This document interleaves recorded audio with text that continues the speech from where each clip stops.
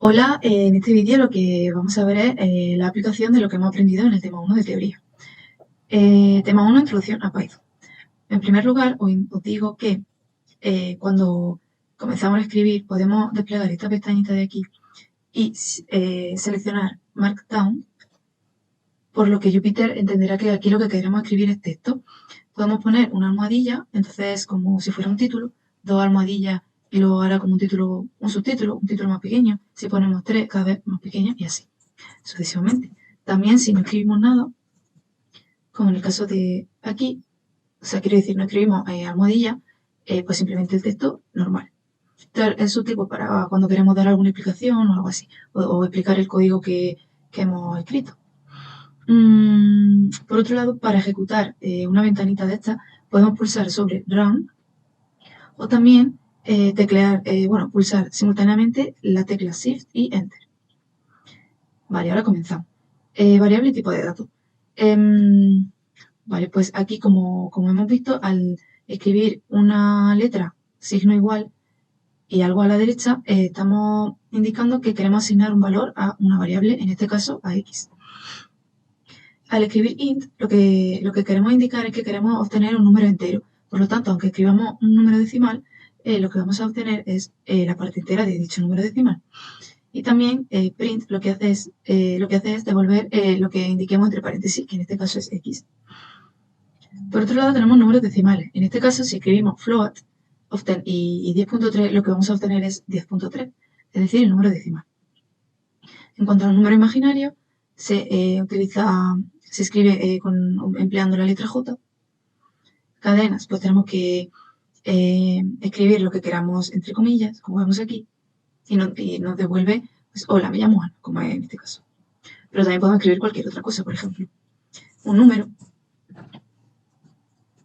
Pues tenemos el número tal cual, solo que lo interpreta como una cadena, porque quizá luego a la hora de operar no nos entienda.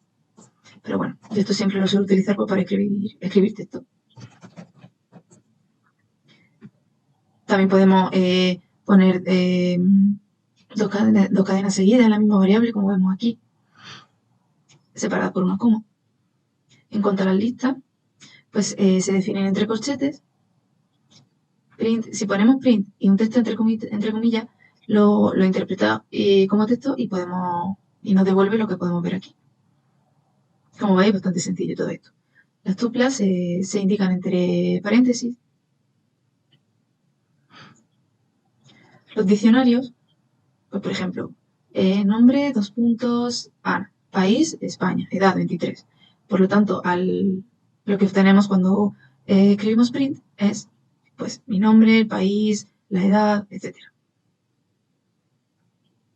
Operadores y expresiones. Vale, esto ya empieza a ser un poquito más complicado. Primero definimos dos variables con las que vamos a trabajar, que en este caso van a ser a igual a 2 y b igual a 5. Operadores aritméticos. Por ejemplo, la suma, pues a más b. ¿Qué me va a devolver? Pues la suma de a más b, que en este caso es 5 más 2, 7. Si queremos el resto de la división, pues 5 entre 2, que sería 2 y me llevo 1, luego el resto que es 1. Recordemos que este símbolo de porcentaje nos devolvía el resto. También podemos hacer otras operaciones. Por ejemplo, ahora quiero obtener la división. Pues modifico aquí. Ay, perdón. Primero hay que ejecutar la variable, en la línea donde defino la variable, porque si no, no me entiende. Ahora sí. Vemos que al poner la división me da 2,5, que sería pues el resultado completo. Sin embargo, cuando poníamos el signo de porcentaje, nos devuelve el resto. En cuanto a operadores relacionales, pues, por ejemplo, si decimos que n nos devuelva si a es mayor que b, cuando ejecutamos esto nos devuelve que no, porque a no es mayor que b. Que recordemos que a era igual a 2 y b igual a 5. Por otro lado, si decimos que a es menor que b, lo que nos devuelve es que sí, es decir, true. Aquí le preguntamos, ¿es a distinto de b? Y nos devuelve que sí, puesto que son diferentes. Operadores de asignación. Vale, en este caso b, bueno, el signo igual que ya lo hemos visto antes, porque hemos definido varias variables, como vemos aquí, arriba. Simplemente con el signo igual ya va a entender en todo momento que a vale 2 y b vale 5. Pero podemos hacer otras muchas cosas, como por ejemplo sumar b al valor de a. Cuando hacemos esto, a cambia su valor y ahora pasa a ser 7. ¿Por qué? Porque hemos definido a como b más a. Por otro lado, si queremos multiplicar b al valor de b, haciendo esto que vemos aquí, multiplicamos b por b. Y ahora el nuevo valor de b es lo que hemos calculado, es decir, 25, que sería 5 por 5. Operadores lógicos. Pues en este caso, pues le podemos preguntar, ¿es a y b mayor que 8? Puesto que queremos que ambas variables cumplan esa condición, pues escribimos a, como vemos aquí. ¿Qué nos devuelve? Que no, es falso, porque a es igual a 7, luego no es mayor que 8 y b sí lo es, pero como las dos variables no lo cumplen, pues me devuelve que no. Sin embargo, si le pregunto que si alguna lo cumple, en este caso que alguna sea mayor que 10, ¿qué me devuelve? Que sí, porque aunque a no sea mayor que 10, b sí que lo es. Estructuras de control. Vale, vamos a definir unas nuevas variables de a y b porque ya hemos estado trabajando con ellas y las hemos sobreescrito. Cada vez que queramos hacer esto, tenemos que volver a escribir a igual a x, o sea, a igual a 9 en este caso y b igual a 3. O también podemos elegir cualquier otro valor. Porque cada vez que vayamos ejecutando código, en este caso que hemos sobreescrito el valor de a y le hemos dicho que le sume el valor de b, ahora a pasa a ser otro número.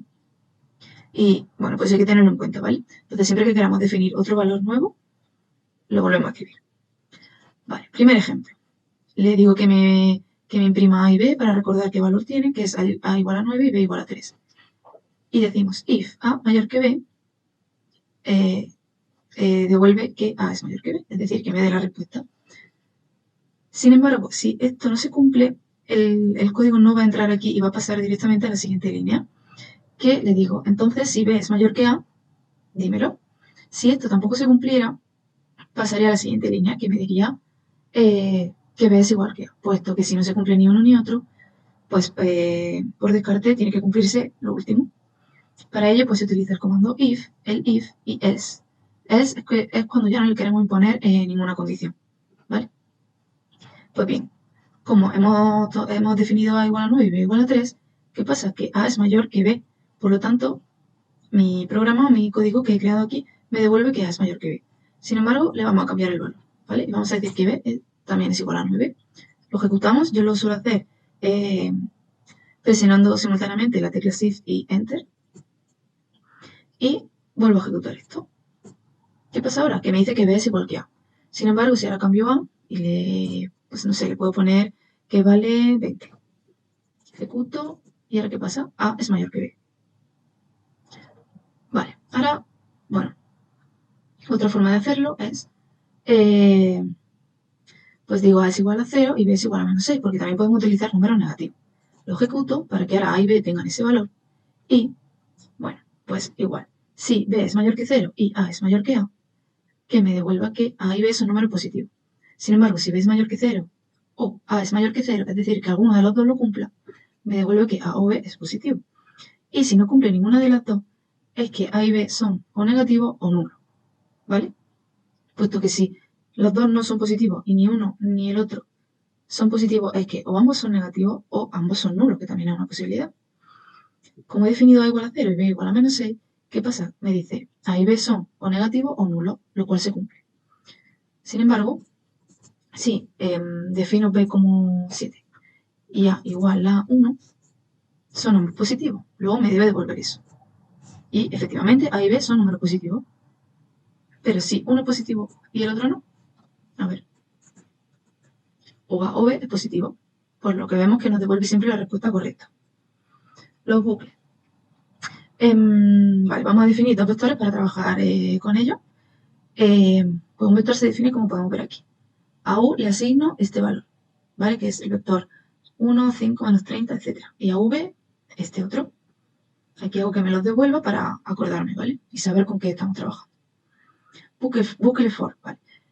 Primero, para ver qué es lo que hace, aquí pongo un ejemplo muy sencillo. For i in tal, tal, tal, es decir, para i que toma todos estos valores uno detrás de otro, imprime la componente i del vector u. ¿Qué quiere decir? Siempre que ponga un vector y entre corchetes un número, me va a devolver la componente que ocupe la posición que indica, en este caso, mi letra I. Como I va a ir tomando los valores 0, 1, 2, 3, 4, uno detrás de otro, lo que me va a ir devolviendo es el primer valor del vector U, 1, vemos que se corresponde, seguidamente me va a devolver el valor 5 porque ocupa la segunda posición, y así sucesivamente. Así creo que queda claro cómo funciona un bucle for, puesto que entra, vuelve a salir, vuelve a entrar y cada vez va tomando un valor distinto de lo que le hemos indicado aquí. Vale, ahora un ejemplo un poco más complicado. Vamos a comparar elementos de U y V uno a uno. Primero defino n igual a 0, porque ahora veremos por qué. O sea, ahora veremos el motivo. Entonces, para i en 0, 1, 2, 3, 4, como hemos hecho antes, sí. Fijaros que aquí ya estamos incluyendo también una sentencia condicional. Si u de i, es decir, la posición i del vector u es igual, esto quiere decir que es igual, porque si solo ponemos un signo igual, lo que estamos haciendo es asignar al valor de u el valor de v, y no queremos hacer eso, queremos compararlo. Por lo tanto, escribimos dos signos iguales. Entonces, si en este caso, imaginemos que es la primera iteración del bucle. Entonces, si el primer valor de v es igual al primer valor de v, a la n le vamos a sumar 1. Antes hemos definido que n era 0. Por lo tanto, si a n, esto también lo hemos visto anteriormente, si al valor de n le sumamos 1, pues ahora n pasará a ser 1. Entonces, esto entra aquí y vuelve a salir y entra en el bucle de nuevo. Ahora ya no estamos en la posición inicial, sino en la segunda. Si el segundo valor del vector es igual al segundo valor del vector v, a n le sumamos otra vez 1.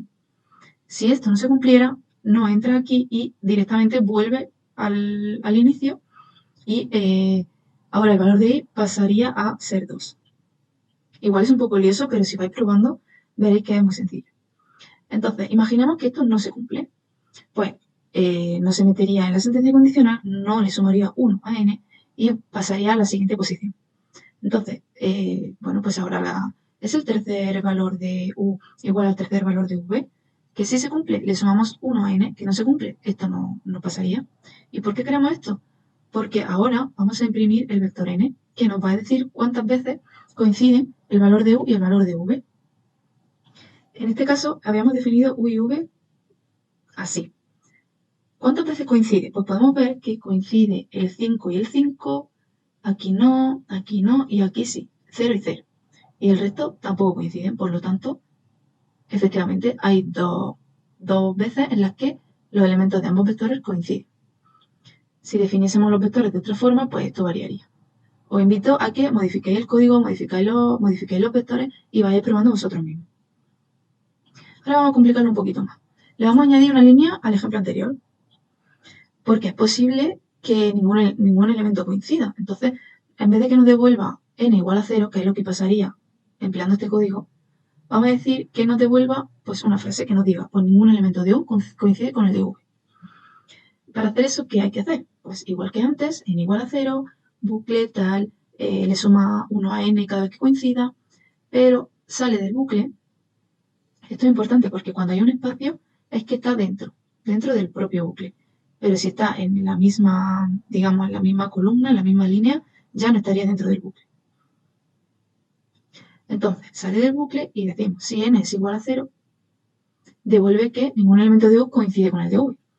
Pero si esto no es así, si n no es igual a 0, ¿qué sería else? Porque ahora, como o es una cosa o es otra, no hace falta que le añadamos una condición. Simplemente, si esto no se cumple, devuelve que u tiene n elementos similares a v. Cuando escribimos entre comillas, nos va a devolver el texto tal cual, coma n, que sería nuestra variable definida, que tiene un valor, coma y otra vez entre comillas, porque ahora queremos que nos escriba una frase. Vemos que dice, como en nuestro caso n era igual a 2, o sea, es distinto de 0, pues nos va a devolver que u tiene dos elementos similares a v. Yo creo que es bastante útil y lo vais a entender. Insisto en que practiquéis. Por otro lado, bucle while. ¿Qué hace este bucle? Pues no va a recorrer unas posiciones que le indiquemos o un vector que le indiquemos, sino que va a estar ejecutándose mientras que se cumpla una condición que nosotros le indiquemos. Veámoslo con un ejemplo. Vale, y igual a 0 y a igual a 0. ¿Por qué? Porque vamos a ir dentro del bucle añadiéndole una unidad a ambos, por lo que si no hubiésemos definido previamente y a, esto no lo podría hacer, ya que no existe A, luego no le puedo añadir 1 a nada.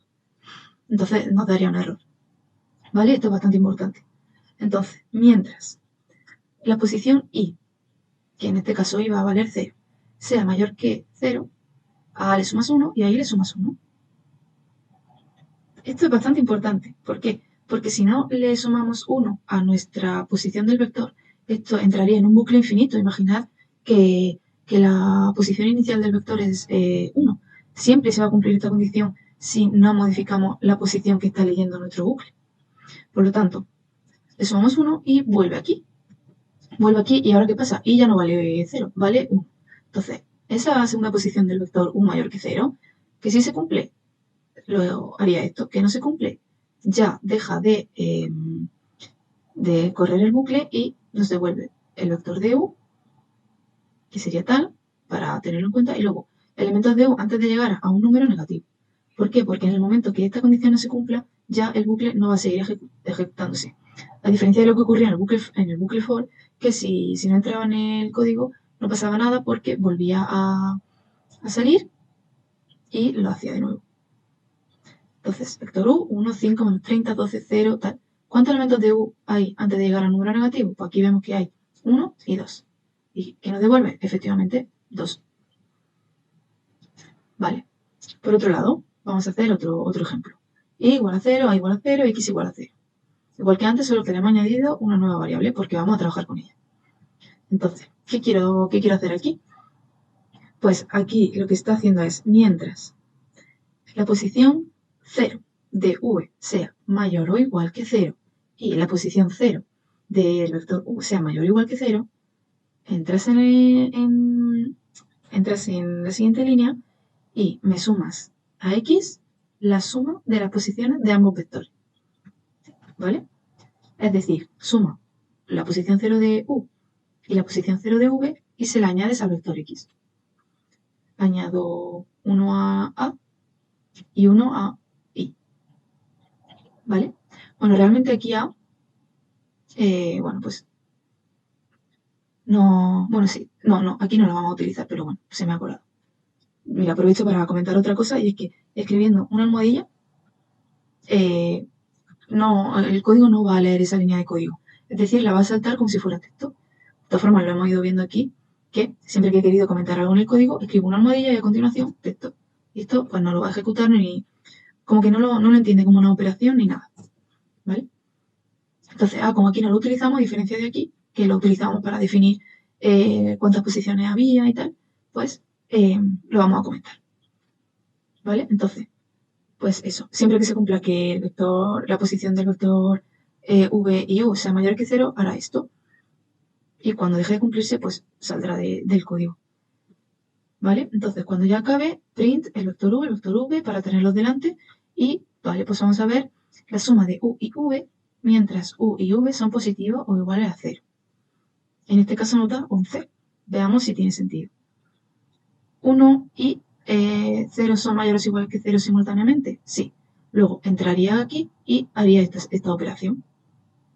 Esto es para pasar a la siguiente posición, que es bastante importante, como ya he dicho antes.